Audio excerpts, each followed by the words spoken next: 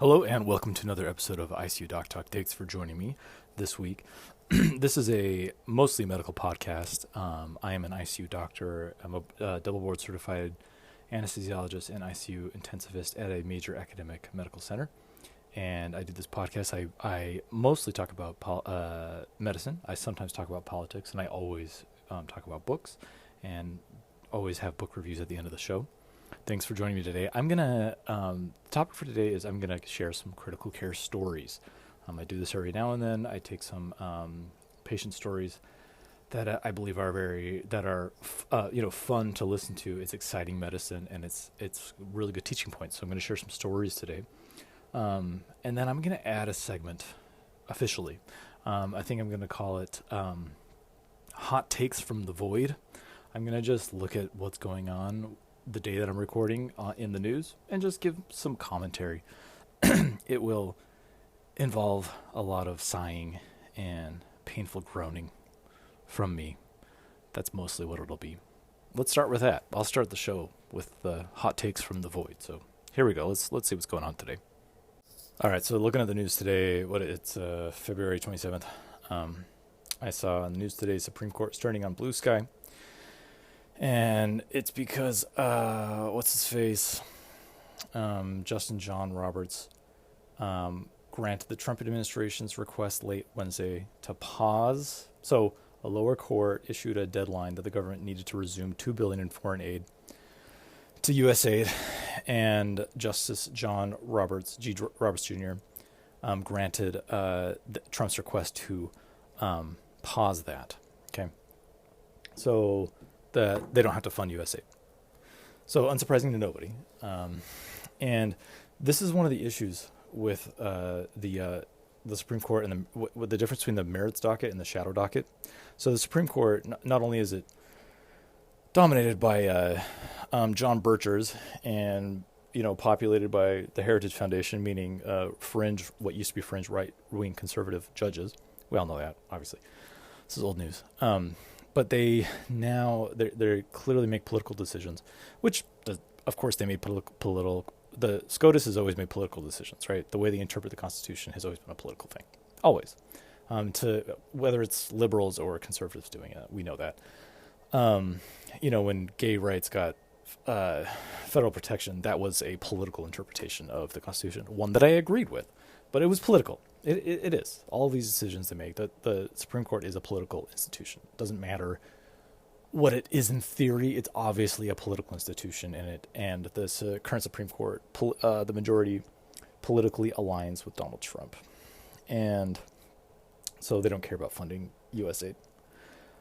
I don't know the impact and implications of not funding $2 billion of USAID, but I would imagine countries and vulnerable societies that are dependent on that, for suddenly to not have it, it will very likely have disastrous impact on very vulnerable populations. And this will be obviously championed by the MAGA people and Trumpers for saving money, et cetera, which is absurd in my opinion.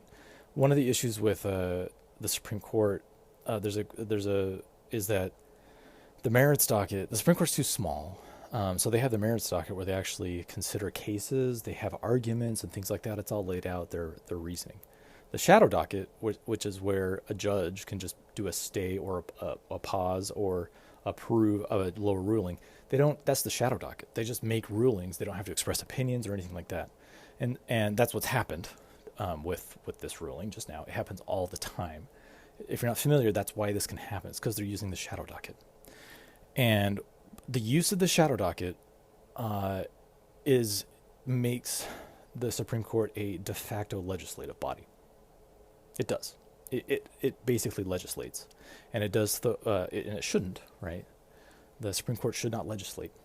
It should interpret the law. But now it legislates by de facto by being able to use the shadow docket to either put a pause or to like a stay or a hold on a lower ruling. It can then make dramatic things happen, and it can align. And it's a political tool now. Unfortunately, there's my hot take on that. All right, and then in the news today and yesterday is a measles outbreak in Texas, and a child has died of it. And I had the unfortunate experience of watching a live video with Trump and RFK Jr. talking about the outbreak. And RFK Jr. said something about how, there were 16 or something outbreaks last year, and there's 6 this year, and that's a normal thing, and saying we're keeping an eye on it, right? So RFK Jr. is a pseudoscience hack. He doesn't know what he's talking about. I think he's delusional. He doesn't seem particularly intelligent to me. And he's obviously placed in there as a political appointment by Trump because he's a Trump loyalist. There is nothing normal about a measles outbreak. So the fact that he normalized it, number one, be like, hey, it happens. No measles outbreak, no measles death. They're 100% preventable with routine vaccination. So it's ridiculous. It's absurd. Can't talk anymore about that, to be honest. Last thing I'll comment on is today Trump threatens to slap 25% tariffs on EU. Right, he's doing his tariff thing, threatening and putting them in place and things like that. What's going on is Trump is literally using the economic policies of the 20th century, of the 19th and 20th century. Right, he has regressed back to using protectionist economic policies like mercantilism and tariffs and things like that, which works for a country who is not a global hegemonic economy. This usually works for infant industries and infant economies that need to protect their industries to then compete on the global stage, right? That's usually the original intent of protectionist policies, but he's not using it that way. So he's regressed in economic policy. He's rather than having an open globalist Bretton Woods kind of arrangement that we've had for the last 50 plus years, he's now regressing on that, and he's doing a closed economy, and he's using a antiquated, archaic economic policy in a entirely new, globalized, new economy. And he's using it as a political cudgel to force people to do what he wants, or he really wants to do them. My thoughts on that, of course, it's a dumb move. It's a stupid policy. Tariffs, increase inflation, all these things. We all know this. But if he actually implements tariffs, they will very likely have a disastrous impact because they are being used in this way. He's using broad sweeping tariffs on our largest trading partners are in the United States, I should say. And he's using antiquated economic policies in a new, modern, globalized economy. I don't think the outcome is going to be what he expects, or he just doesn't care. And he's just dumb, right? He's a dumb man, and he doesn't care. He's a bully. He's a fascist. He's evil. All right, I want to make that very clear. Donald Trump is a very evil man. He's evil. That's all there is to it. He's racist. He's bigoted. He's a fascist. And I fundamentally oppose everything he does and says. All right, I'm done. Those are the hot takes from the void. Let's move on. Let me know if you'd like this new segment. I'll plan on doing it. It'll be like a 5, 6, 7 minute at the beginning of the podcast. Let me know if you like it or if you don't like it. Here we go. All right, I'm going to now when I share patient stories, this always goes without saying, I change some details of the account to anonymize the patient interaction. Now, they're anonymized by time and space. You don't know where this happens. You don't know when it happens. And I change other details about the patient so that the patient themselves, if they were to listen, they may not know if it was even them at all. Okay, so I was called, so this is in my cardiac ICU role. I was called to a patient's bedside who was on a step-down unit. They had heart surgery, a fairly major invasive heart surgery, but had done well. And they were out of the ICU.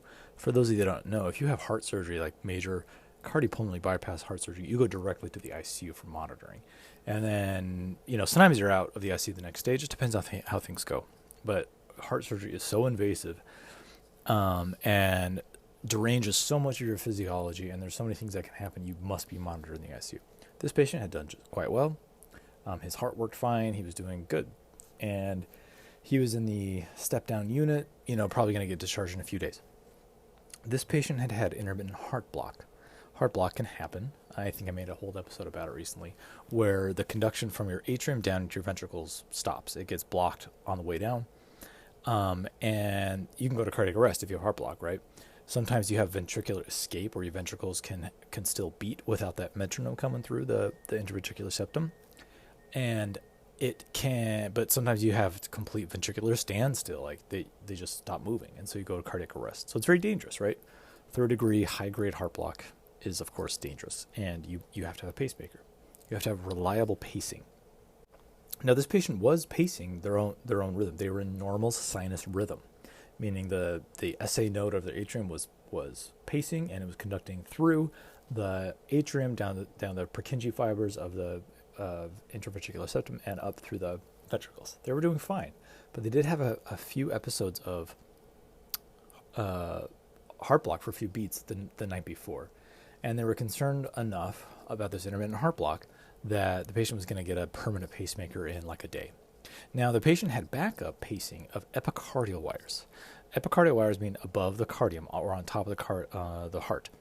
When you have major cardiac surgery, the heart surgeons will leave behind pacing wires to be able to pace the heart, because heart block or arrhythmias and things like that are so common after you have heart surgery that they're very routinely placed. Sometimes they're not, and that's okay. It just depends on the surgery. This patient had epicardial wires. Here's the problem. Here's why I was involved. The thresholds of the epicardial wires were too high. What that means is you have a certain amount of milliamps that can go through the epicardial wires to capture the heart, to pace the heart. Epicardial wires are notoriously, the resistance starts to get worse and worse of the amps that are going through it. So meaning it takes more and more amperage to pace the heart. And it's because those epicardial wires can start to migrate out. And also just the resistance goes up with bending of those wires. They're just notorious. After a few days, so the threshold means, when I say the threshold is high, it means we need to increase the milliamp threshold to actually capture pacing. And it was almost maxed out for this patient. And this patient was not in the ICU. Now, that's a little bit of a dangerous situation. Granted, the patient was normal, had normal sinus rhythm, was pacing on their own, but they did have some heart block, like 12 hours prior, recorded. I could see it. And they were also going to get a pacemaker. And so I was called in being like, these thresholds are too high. If the patient were to suddenly go into heart block, we may not be able to pace the patient durably. And if that were to happen, you don't want to be on a step-down unit and not out of the ICU. That's a dangerous situation. So I said this is very reasonable, and I went and saw the patient. And I went bedside immediately. So one thing I do when I am needed, I go immediately to the patient's bedside. Right? There's many reasons for that. It's the right thing to do, to be at a patient's bedside. Don't phone things in. I can fully assess the situation when I'm bedside in person. And it allays all fears, all anxieties of whoever is taking care of the patient, if they're worried about the patient. So this happens all the time, right?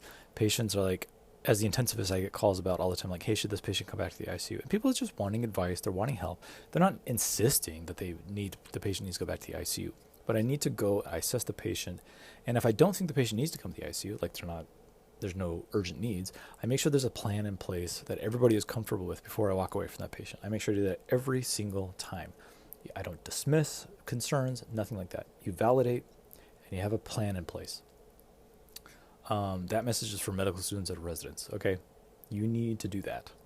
You need to validate concerns. People need to be heard, and you need to have a plan in place if you are signing off on that patient. You can't just dismiss and walk away, right? That's how you cause trouble, and it won't go well for you. Okay. So I went and saw this patient. He was doing fine. He was having some lunch, and I saw that he had normal sinus. He was pacing on his own. I saw on the telemetry, and I checked the thresholds of the epicardial leads, and yes, they were high. And I was like, you know what? We are going to bring you to the ICU just as a precaution, because if you were suddenly to go into heart block, we may not be able to pace you, and we need you. The reason I wanted him there is if that were to happen, we would have ICU staff right away. We'd be able to resuscitate him quickly. Now he was a little like, I don't know if I need to do that. And I don't know about this pacemaker, if I need it, and started to get a little, just doubtful of it, which is fine. He wasn't unreasonable. And as he was talking, he went into cardiac arrest. Literally, as I was standing right next to him, his eyes rolled up to his back of his head. He fell. He was sitting down, fortunately. He fell in the back into his chair, and I looked on the telemetry, and he was in totally asystole. So what everybody's fear is, had come true before my eyes, right? People were concerned. It escalated to me. I was like, yep, let's do it. And it happened. Okay, so he's in heart block. Okay. And he's in cardiac arrest. What's the first thing I did? Fortunately, I had a nurse practitioner who I know well and trust, and he was right there with me. So I already had some good help. And, well, what do? Right? Well, it's a cardiac arrest. So you call a code blue. Now I know that's obvious, but a code blue is, in the United States, is the term we use for when someone's in cardiac arrest and you need a resuscitation team to come emergently. Now, I'm a code blue team leader, right? I can run a code, but of course I call the code blue because I need resources and I need extra set of eyes, other expertise, right? I want a team. It's not just me. I want a team so we can get this patient out of this. Now, I want to say at this point, I have seen this situation so many times now, someone going to heart block, that I knew this patient was going to be okay. I knew it because I knew exactly what to do. And I had seen this situation many times in a patient just like this before, and they're always okay. And I will explain to you what we went about to do to fix this situation. So I call a code blue, and when someone goes into intermittent heart block like this, sometimes it's just a tiny little threshold you can bring. Now, I'm not a big advocate for precordial thump, which is, taking your fist and thumping someone's on the chest doesn't really do much. But in this situation, it actually can. Just giving them a little mechanical stimulus of their heart can actually get their electrical conduction system going again. Now, I didn't do it on this patient, but I have done it before in this situation. But he intermittently got pacing right back of his own. And his perfusion came back to his brain, and he started to wake up again. And he was terrified, of course. And I held his hand, and I said, I know, and I usually do not say this when someone's arresting, but I said, I know you're going to be okay. I'm like, this is going to be scary, and it's going to be really hard, but you're going to be okay. You're going to live. And I said that to him right away because I knew it. Now, I don't say that often because I can't truthfully say that often. But in this situation, I knew I could. He was still freaked out, of course. So in this situation, what is the first thing you need to do? You need to pace that patient's heart in a better, more durable way. Now, the epicardial leads, I tried to pace them. They stopped. They were not working. They were not working. So those are now useless. So what do? You put on transcutaneous pads, right? You get the code card, which has a defibrillator on there, and you put pads on him, and I changed it to transcutaneous pacing, and we started to pace him. Now, let me give you some good advice. You should assume that transcutaneous pacing won't work. Just assume that, because it often does not. It is often difficult to get transcutaneous means across the skin. You put pads on and you're pacing with electricity over and over again their heartbeat.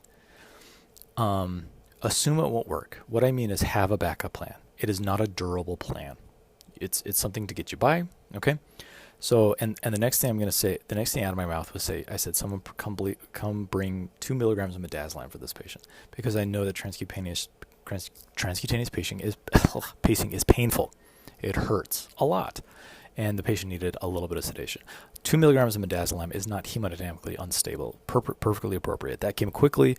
We gave it to him to chill him out a little bit. Obviously, he's not totally sedated, but at least take the edge off while we're pacing, shocking his chest over and over and over again. And I want to be clear, this isn't just one shock. It's continual shocking because we're pacing his heart for him to keep him alive.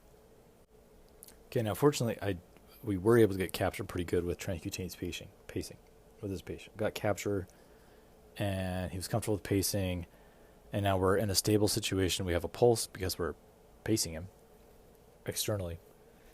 And now we need to rush him to the ICU. Okay. Now in this situation, sometimes you can just keep these people alive with just bumps of epinephrine as well. If the transcutaneous pacing did not pace, if I couldn't capture well, which has happened to me before, you can either kind of wake them up, jostle them, do chest compressions if you have to, of course. But you try to avoid that in someone who's had a sternotomy, a fresh sternotomy. Those wires can break through the chest. They can perforate the heart. They can die from that. So you really don't want to do chest compressions unless you have to on a fresh sternotomy. But you can give them bumps of epinephrine, like 50 mics at a time. That's like half a cc in our usual code dose in the United States. And I've kept people alive just with bumps of epinephrine. It's just enough to stimulate their heart. Fortunately, we were able to transcutaneous pace this patient. We immediately rushed him to the ICU.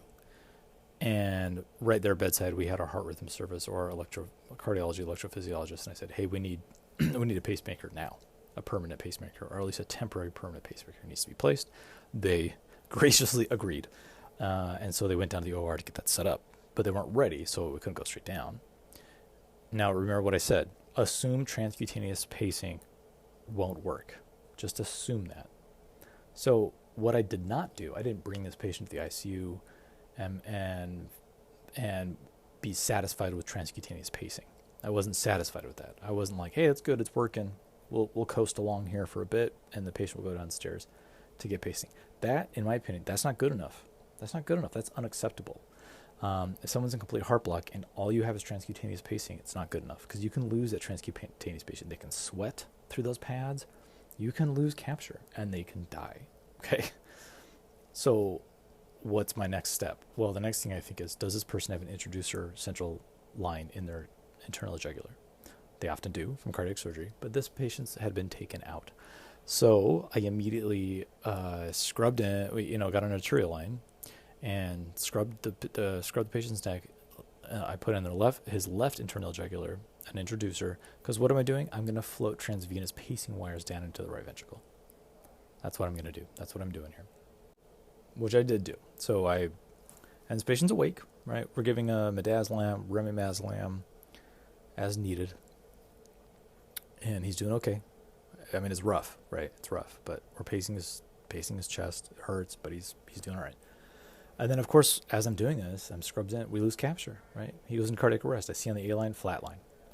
We kind of rub the chest, increase the output from the transcutaneous pacing, and that helps get capture, but we're losing it. And I am quickly, my heart is beating now at this point. Now I'm, not a lot gets me riled up, but now I'm like, wow, this patient is arresting, and I literally have to float these wires down into his heart or he's going to die because I can't pace. And I also had started an epinephrine infusion as well, prior, just to get a little inotropy. Anyway, so that was one of the fastest lines I've ever done, right? Fortunately, it went fine. And so what I did is I put in a left introducer on the left IJ. And then I had transvenous pacing wires that I floated down. And what I did is once I had them in place, I inflated a balloon. The balloon guides you down to the right ventricle. And I had my assistant increase the pacing of that, asynchronous pacing to 100. And then while we decreased the transcutaneous pacing, so I could see if I was getting capture. And I was advancing, pacing, boom. And I could see it on the monitor that I had captured pacing. And I was pacing at 100. And the patient had a heart rate and a blood pressure and was alive. And then we lowered the transcutaneous pacing rate to like 40 and then kept the transvenous pacing at 100. And there was something else I was going to say. I forget. Oh, ideally you should do this under fluoroscopy. That would be the best, right? But I don't have fluoroscopy in the ICU. But you can also bring a chest x-ray and really make sure that's in an appropriate place in the right ventricle. However, they were right in the operating room to go at that moment, almost 2 seconds after I got capture, and I was like, let's go, because I have pacing, the patient's alive. Let's just gently transfer this patient down. So I went down with the patient. Again, he's awake throughout all of this. Went down, made sure he was fine, dropped him off with the anesthesia and the cardiologist down there, and he got a temporary permanent pacemaker where they basically screw in leads into the endocardium, with a temporary pacing box outside of the patient's body. That's why it's called temporary permanent. Patient did great. And I saw him later after that, and I was like, you probably hate me for all the things I did to you today. But he was tough as nails. He did great. So that is a way that you manage immediate heart block.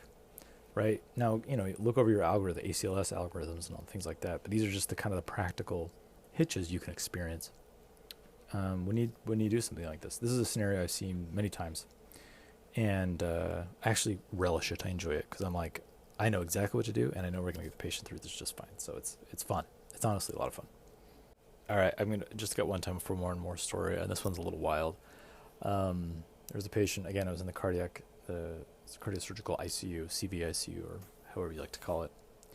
and there was a patient in the operating room all day, very sick at baseline. The patient was septic, and this patient was very sick, and the patient went down for a specific type of heart surgery, and it just took a long time because the patient's tissues were so terrible and the patient had infection. It was very difficult. The patient was on cardiopulmonary bypass for hours and hours, long time.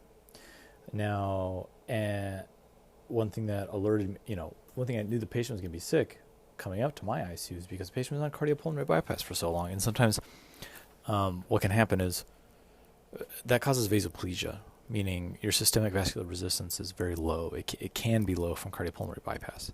It causes shock to your vasoconstriction of your vessels. Your actual vessels have trouble constricting. We call that vasoplegia. This patient came up finally, it's like 3 a.m. or 2 a.m. or whatever. Patient came up to my ICU on rocket fuel, and not for his heart. His heart was working fine. His pump was working fine. He had an EF of like 65. He had a cardiac index of like 3.5. His heart was working fine. But this patient was on vasopressin maxed out, norepinephrine at like 0.2 mics per kilogram per minute. Patient was on angiotensin 2 at like 30 nanograms per kg per minute. 80 is a max on that. Patient was on epinephrine as well. This is all just to get the blood pressure within the living. Now, why did the patient, and the patient came with an open chest. Surgeon appropriately did not close the chest because he had to go back down next day for washout, make sure there isn't residual infection. So the patient came with an open chest had a covering over it, of course. And the patient was also got methylene blue ×2 in the operating room, right? This is a patient who's like dying.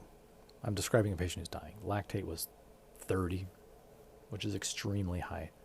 This is a patient as they're coming to the ICU. So basically this is a patient who's in a state of dying, essentially. And because they're so vasoplegic and they're septic. So why didn't they come up on ECMO? Because I make this point again and again, because ECMO wouldn't do anything with this patient, right? Because ECMO is a pump, and the patient's pump was working. So ECMO was not appropriate. So appropriately, the patient was not on ECMO. If the pump works, you don't need another pump. If your pump doesn't work, then you need a pump. Simple as that. Okay, so about 30 minutes after this patient coming up, I'm urgently called to the patient's bedside, and because the patient's pulse ox is like 20%. Man, did I share this story already on this? I don't remember. Either way, I'm telling it again.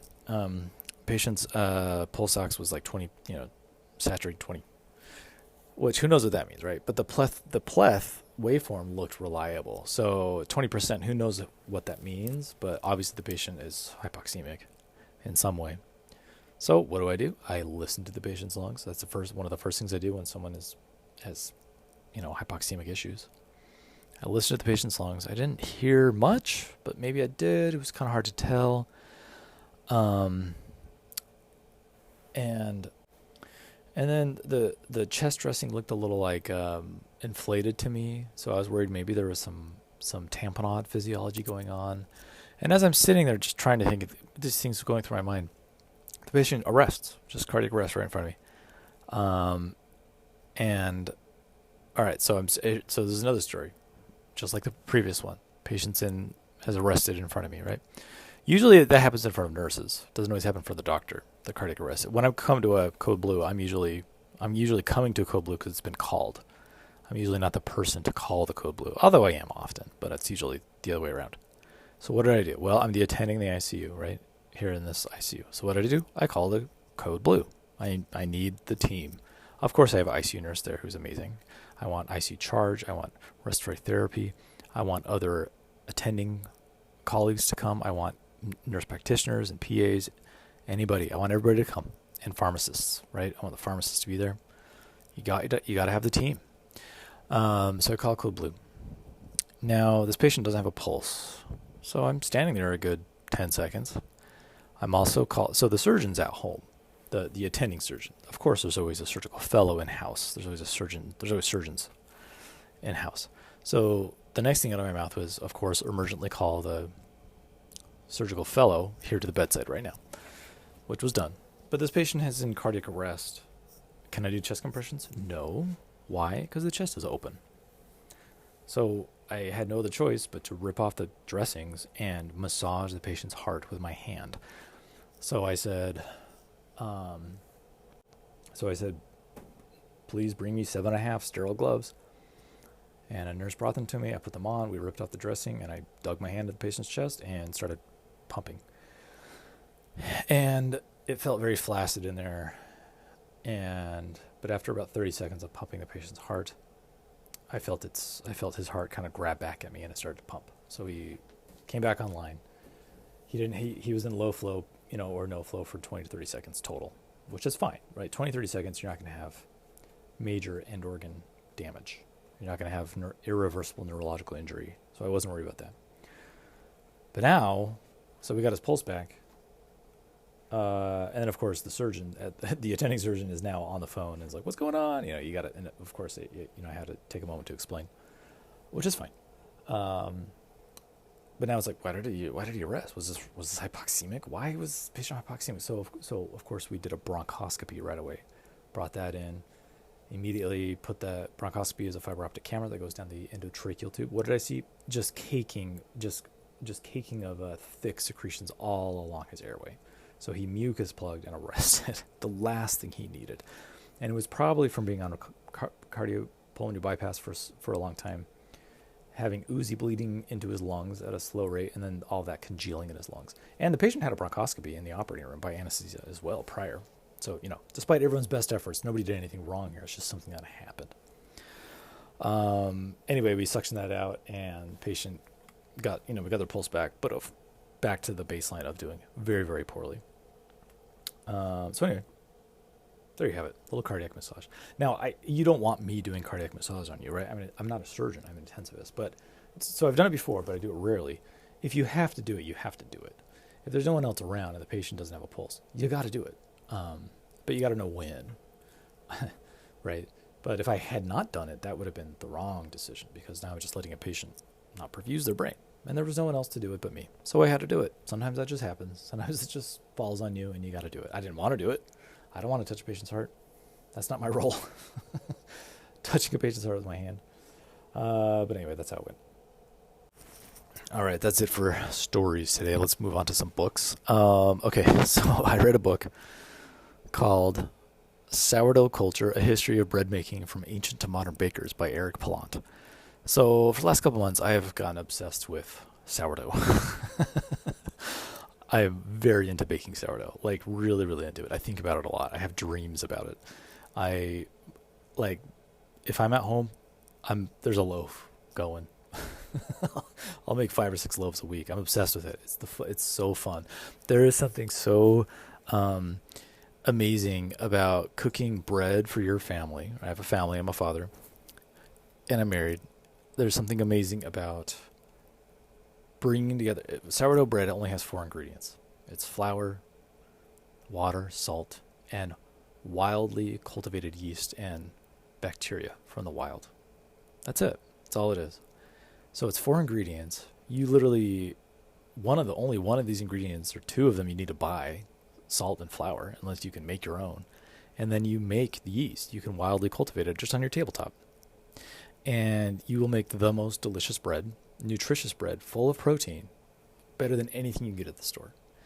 And so not only is it therapeutic and a beautiful thing to make and create at home and perfect your recipe and get it really delicious and good, and to watch my daughter eat my bread is just, there's a certain amount of joy watching your daughter eat something you've made that you know only has 4 ingredients.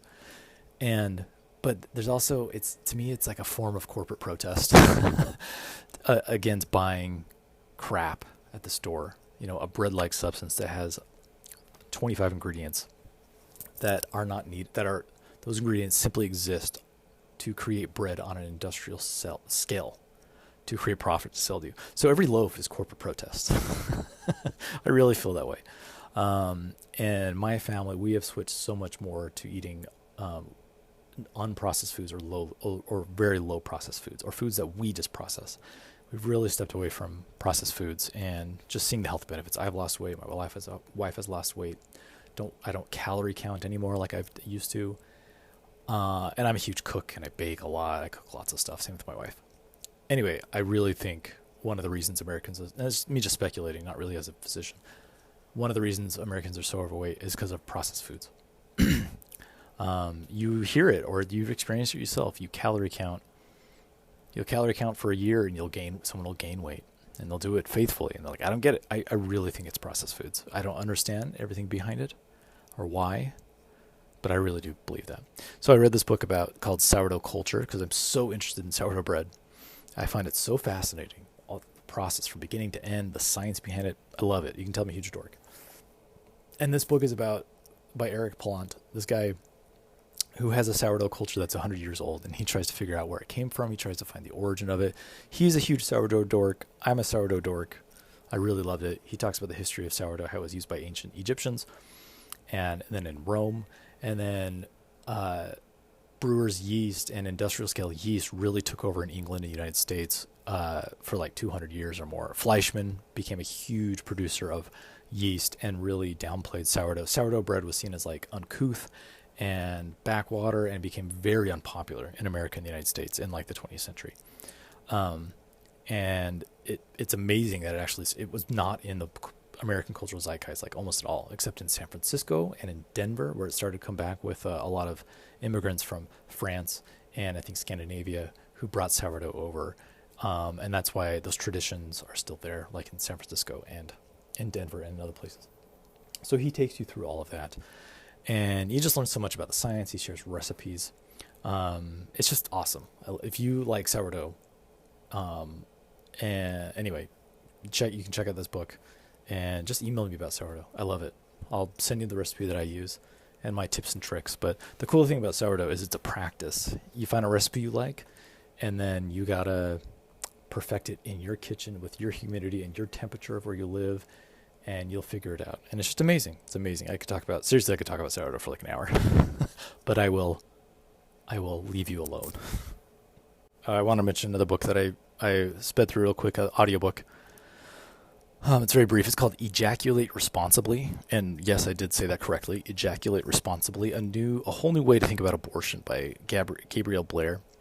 Basically, I won't spend a lot of time in this book. It's an amazing book. It's an impeccably argued book about how society just regulates the wrong sex when it comes to unwanted pregnancies and abortions. Men are 50 times more fertile than women every day of their lives. Yet women are largely blamed for unwanted pregnancies and elective abortions. Right? Men bear way more responsibility, not less than women, because women are fertile just one day during their menstrual cycle, and they literally have no way of knowing when that day is. Whereas men know that they're fertile every single day of their lives. They know for a fact they are fertile every time they ejaculate. Right? If you just boil it down to those simple terms, why are we so obsessed with placing the blame on women for unwanted pregnancies? Right? Sperm is literally a biohazard to women's bodies. It's not an exaggeration, because pregnancy is a dangerous pathophysiological state to be in. And if men are not doing it responsibly, they're exposing women to a biohazard. That really, if you frame it that way, I know it's extreme, but it's true. The answer is condoms and vasectomies and men ejaculating responsibly and with more accountability. So this book is brief, it's well argued, and it's capable of upending the entire paradigm. I highly recommend it. I listened to the audiobook by the author, and she lays it out really simply. I highly recommend it. It's called Ejaculate Responsibly by Gabrielle Blair. All right, I think I'll wrap it up. I have a book coming out, so I'm an author. My pen name is Wick Welker, Welker, and I write sci-fi. I have a book coming out May 15th. It's called Dark Prophet. It is the sequel in a series called Dark Law of a sci-fi epic adventure, kind of a traveling adventure. The first book, Dark Theory, is a long book, 800 pages. It was a finalist in a self-published indie contest called the SPCFC. It's gotten some pretty good attention. And that book is out if you were interested. Dark Theory their audiobook is available on Audible, and the book is available on Amazon. You can buy hardback and paperback or ebook, whatever. It's about a robot who wakes up in a junkyard without a memory. A thief recruits him to pull off a Kessel heist, and there are only 5 stars in the night sky. So something is deeply wrong with the universe. This kicks off a huge epic adventure that the 3rd book is publishing May 15th called Dark Prophet, and I am already writing the next one. So it's fun, it's exciting. You can check out those books. You can follow me on Goodreads, Wick Welker. Email me about this podcast if you would like. If you have questions or comments or anything you want me to say. ICUDrECMO@gmail.com. Oh, I should probably read some mail. I think I got a bunch of mail. Let me see who I can read. First email's from Felicia. Last name withheld. It says, thanks for posting and reviewing your 2024 book list. So excited to add these authors to my reading list. Many of these will be great for my book clubs. I laughed at how much of a struggle it was to get through them on your podcast. Your efforts are appreciated. Looking forward to your 2025 book. Yeah, so my last episode was going over 90 plus books of books I had read the year prior, and it was rough to get through. But thank you, Felicia, for the email. Here's one more email I'll read from Justin, last name withheld. It says, hey doc, I've been listening to your content for a while now. I'm a future CRNA student. A CRNA is a nurse anesthetist, and generally enjoy listening to your content. And not just your medical content, but your book content as well. I have many questions for you, but I want to start my first question for you as, how do you consume the books you read? Physical copy, audiobook, or digital version like Kindle? So to answer that, Justin, I both read and listen to audiobooks. I read on my phone, like ebooks, all the time, all day long throughout the cracks of my day. And then I listen to audiobooks at 2 times speed during my commute or when I'm doing chores in my house, stuff like that. That's how I read. And I do it every day. If you do that every day, you get through a lot of books. I love physical copies as well. I have a library of books that I really, really like. I buy and I put on my shelf. Justin says, I learned about the books you have written and have added your books to my to-read list. I truly do appreciate your content. I hope you keep doing your podcast for a long time. With many more questions to come, Justin. Thank you, Justin, for your email. And I do plan on doing this podcast. I do enjoy it. I like engaging, and I love having an outlet and talking. So I do appreciate it. Anyway, so you can email me at ICUDoctorECMO@gmail.com. I don't create social media content anymore, but I do have large accounts that are still up on TikTok with the handle ICU Doctor, and on Instagram, ICU Doctor. It's called ICU Doctor TikTok. I'm also on Blue Sky with my author account. It's Wick Welker on Blue Sky. That's it. Thanks for joining me. Let me know if you like my void. What did I call it? Hot takes from the void. I plan on doing that every week. All right, let me know. Thanks a lot, and I'll see you next week.